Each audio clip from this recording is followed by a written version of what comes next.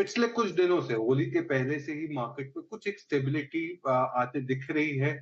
अ, अच्छी बात है कि इसी लेवल्स पे अगर कुछ कंसोलिडेशन करे तो एक अपसाइड का भी बाउंस आ सकते हैं, अपसाइड के एक्सपेक्टेशंस भी आ सकते हैं यहाँ से। हालांकि मार्केट एक टाइट रेंज में है, ऊपर में 23,000, नीचे में 22,000, 21,800। ये एक टाइट रेंज है जहां पे मार्केट ट्रेड कर रहा है। मैं मानता हूँ कि इस टाइट रेंज में मार्केट रहेगा।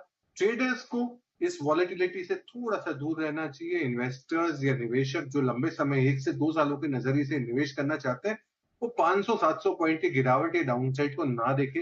अच्छे स्टॉक्स में जहां पे एवरेजिंग दिखती है वहां पे कर ले, because timing the market is close to impossible. आप कोई नहीं टाइम कर सकता है। तो मैं मानता हूँ कि इतनी अच्छी गिरावट के बाद, 14-15% की गिरावट के बाद, निफ्टी में बनता है कि आपके सही स्टॉक्स में कहीं ना कहीं आप एवरेजिंग करें। मिड कैप और स्मॉल कैप में तो और भी गिरावट हुई है।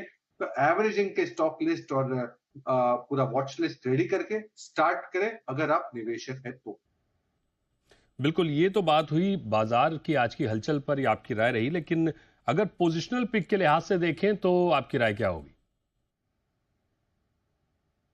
बिल्कुल, पोजिशनली मैं जो स्टॉक चुनना चाहूंगा वो होगा मैरिको। एफएमसीजी के समूह से मैरिको को चुनना चाहूंगा, जिसका प्राइस आज का क्लोजिंग 608 के करीब रहा होगा। स्टॉप लॉस 580 रखे, टारगेट 665 रखे। विद डिस्क्लेमर, अप्रैल 2023 से काफी समय से मैरिको को हम रेकमेंड करते आ रहे हैं हमारे क्लाइंट्स और निवेशकों को। लीडिंग एफएमसीजी समूह की कंपनी है, 25 कंट्रीज में एक्सपोर्ट्स है। इनके जो ब्रांड्स है, पैराशूट, सफोला की मार्की ब्रांड्स है। डोमेस्टिक के वॉल्यूम्स जो तीसरे तिमाही में देखे गए वो 6% से बढ़ते हुए दिखे, जबकि उम्मीद 4 से 5% की थी। तीसरे तिमाही के नतीजे और आय भी अच्छी दिखी। मैनेजमेंट अब गाइड कर रही है कि डबल डिजिट रेवेन्यू ग्रोथ हो सकता है FY26 में, यानी आने वाले साल में। और रूरल एरिया से 2x of the urban growth देखने मिल सकता है, मतलब दुगना ग्रोथ रूरल में कंपेयर टू अर्बन। मैनेजमेंट ने उम्मीद के लिए स्टेबल ग्रोथ आ सकता है, साथ ही साथ प्रीमियमाइजेशन और कॉस्ट एफिशिएंसी पे जोर दे रहे हैं। 10% का डोमेस्टिक आय में सीएजीआर से ग्रोथ होने की उम्मीद। मेरिको इस पे खरीदारी कर सकते हैं। 580 का स्टॉप लॉस, 665 का टारगेट। बिल्कुल, तो ये पोजिशनल पिक के तौर पर खरीदने की राय है मैरिको की। इसके अलावा अगर हम लॉन्ग टर्म के लिहाज से देखें तो आपकी राय क्या रहेगी? कहाँ मौके बनते दिख रहे हैं आपको? बिल्कुल, लॉन्ग टर्म के लिहाज से जो खरीदना चाहेंगे वो ऐसी कंपनी जिसे लोगों ने काफी काफी सराहा है, काफी पसंद आई है और बहुत लोगों की पोजीशन है, वो है डिफेंस की कंपनी भारत इलेक्ट्रॉनिक, बीईएल। बिल्कुल गिरावट हुई है बीईएल में, बट अभी का प्राइस होगा 280 का। टारगेट आपको रखना है 335 का, 335 का, विद डिस्क्लेमर। पिछले साल के 27 मार्च से हम रेकमेंड करते आ रहे हैं बीईएल को, भारत इलेक्ट्रॉनिक को, with disclaimer to our clients and investors. Defence की कंपनी, एरोस्पेस और डिफेंस पे इनका दमखम है। अगर मार्केट लीडर है डिफेंस इलेक्ट्रॉनिक्स में, 60% का मार्केट शेयर है इनका। तीसरे तिमाही के कामकाजी मुनाफे 57% से बढ़ते हुए दिखे, जबकि मुनाफा 47% से बढ़ते हुए दिखा। सबसे बेहतरीन चीज, तीसरे तिमाही के ऑर्डर बुक 71,000 करोड़ के करीब देखे गए, जो 3.7x है रेवेन्यू के। मतलब 3.7x मतलब 3 साल 7 महीने के रेवेन्यूज को कवर करके रखा है इस ऑर्डर बुक ने। YTD का FY25 का ऑर्डर इनफ्लो मुझे लगता है कि 17,000 करोड़ के आसपास आ सकता है। लार्ज ऑर्डर बुक FY26 में 25 से 50,000 करोड़ के आ सकते हैं। डोमेन काफी स्ट्रांग है इनका, 800 करोड़ का केपेक्स और मुनाफा 17% के सीएजीआर से ग्रो हो सकते हैं। भारत इलेक्ट्रॉनिक लंबे समय के लिए आप निवेश कर सकते हैं इसमें, 335 के टारगेट के लिए। क्या ड्यूरेशन रहनी चाहिए लॉन्ग टर्म पिक के हिसाब से? 1 साल का नजरिया आप रखें। Okay, 1 year. ठीक है, इसी बीच हमारे कॉलर्स हमारे साथ जुड़ने लगे हैं। RK अग्रवाल साहब हमारे साथ जुड़ गए हैं लखनऊ से। अग्रवाल साहब, पूछिए अपना सवाल।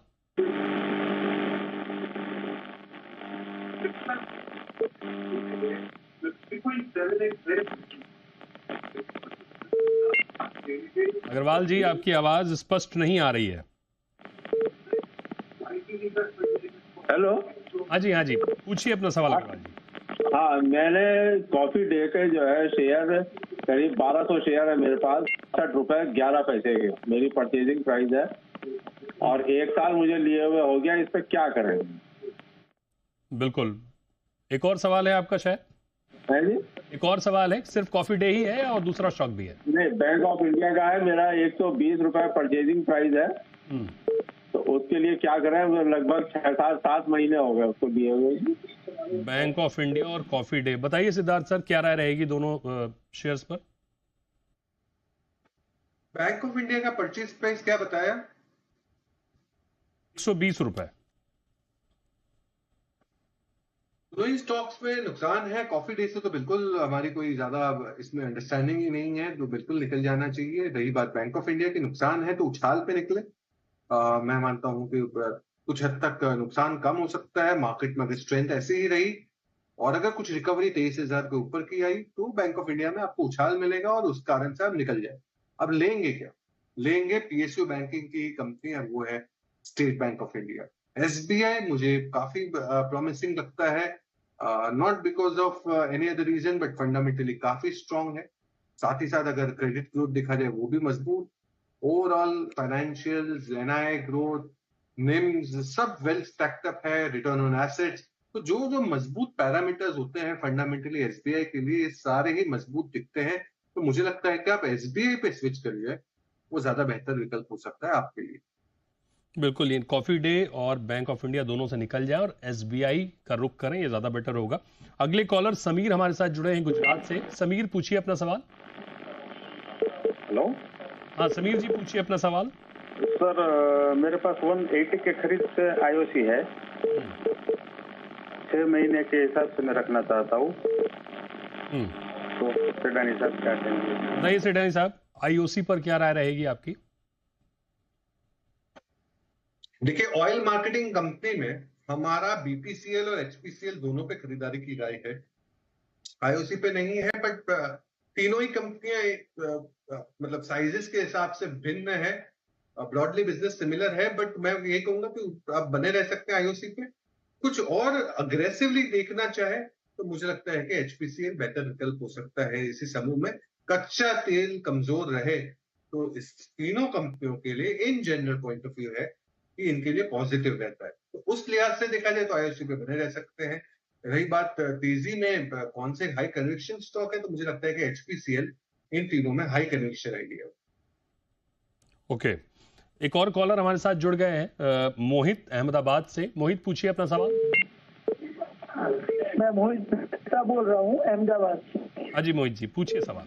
मुझे एलएस इंटरनेशनल रखना है लॉन्ग टर्म के लिए, तो क्या अच्छा शेयर है? एक बार फिर से रिपीट करिए। बीएलएस इंटरनेशनल से लॉन्ग टर्म के लिए कैसा रहेगा? ठीक है, बताइए सिद्धार्थ सर क्या राय रहेगी?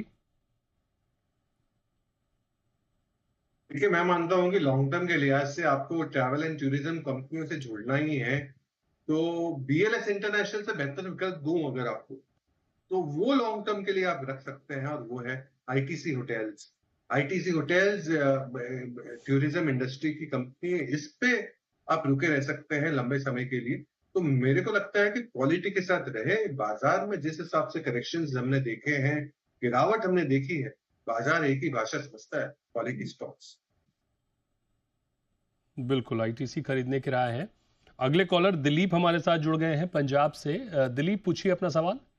सर नमस्कार सर, मैंने विप्रो के 1000 शेयर लिए हैं 273 के रेट में।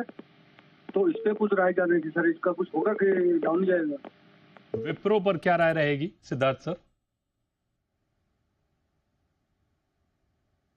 देखिए, विप्रो से तो मुझे कॉन्फिडेंस कम है, क्योंकि काफी इसके अर्निंग्स मिस दिखे जाते हैं किसी क्वार्टर्स में। तो इस लिहाज से मुझे विप्रो से ज्यादा मजबूती है इन्फोसिस। इन्फोसिस से फॉलो ऑफ करें तो एचसीएल टेक लार्ज कैप समूह में, क्योंकि विप्रो के लाइक पीयर्स हैं इन्फोसिस और एचसीएल टेक, इन दोनों पे मुझे ज्यादा प्रॉमिसिंग लगता है रादर देन विप्रो। तो विप्रो से निकल के ये दोनों कंपनियों में से कोई भी एक कंपनी को आप चल सकते हैं। बिल्कुल, विप्रो से निकले और एचसीएल टेक पे पहुंचे। अगले मेल हमारे पास है अशोक सिंह जडेजा का, वडोदरा से। इन्होंने केईसी इंटरनेशनल के, इनके पास 2000 शेयर है 951 के भाव से। शेरानी सर क्या करना चाहिए इन्हें? देखिए, रुके रहना चाहिए, मेरा मानना है। और ये पावर समूह की कंपनी है, ट्रांसमिशन डिस्ट्रीब्यूशन में है। और पावर की शॉर्टेज रहती है जब भी समर्स आते हैं, और पीक समर्स में तो बिल्कुल रहती है। ये सब देखते हुए मुझे लगता है कि जितना इनका सेटअप है, ईपीसी प्लेयर है बहुत बड़ा ट्रांसमिशन डिस्ट्रीब्यूशन में, तो ऑर्डर बुक स्ट्रांग है, अच्छे एक्सिक्यूशंस है। इस सब देखते हुए मुझे लगता है केसी इंटरनेशनल बिल्कुल बना रही है। ओके, अगले कॉलर हमारे साथ रंजीत जुड़ गए हैं बरेली से। रंजीत, पूछिए अपना सवाल। सर मेरे पास 400 शेयर है एक्साइड इंडस्ट्रीज का 500 पे। ओके, क्या राय रहेगी सर? और कोई है सवाल आपका कि बस एक्साइड पर ही है? एक ही एक्साइड पे। एक्साइड पर, ठीक है। सेडानी सर, क्या राय रहेगी? देखिए, ओवरऑल तो अच्छा बिजनेस है, एंसिलरी बिजनेस में है, पावर बैटरी सेगमेंट जो केटर करता है ऑटो ओईएम्स को, रिप्लेसमेंट मार्केट भी काफी स्ट्रांग है, तो ये सब देखते हुए क्वालिटी प्ले है, बिल्कुल बनाइए। स्टार्लिंग एंड विल्सन रिन्यूएबल के 255 शेयर है 358 के भाव से, क्या करना चाहिए सर इनको?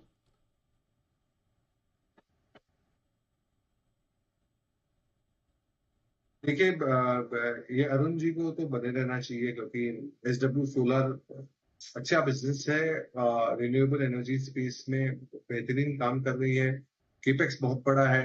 ये सब देखते हुए मुझे लगता है कि एटलीस्ट 6 से 12 महीने के पर्सपेक्टिव से तो बने रहना चाहिए।